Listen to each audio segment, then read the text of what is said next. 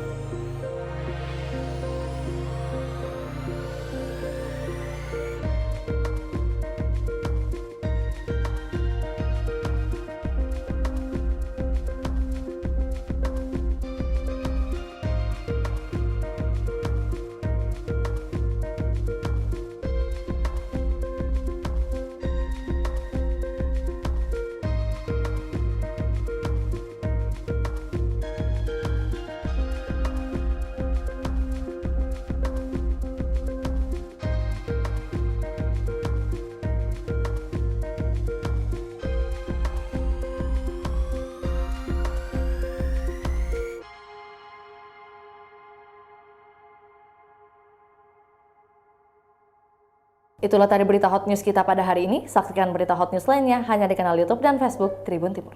Terima kasih sudah nonton. Jangan lupa like, subscribe, dan share ya.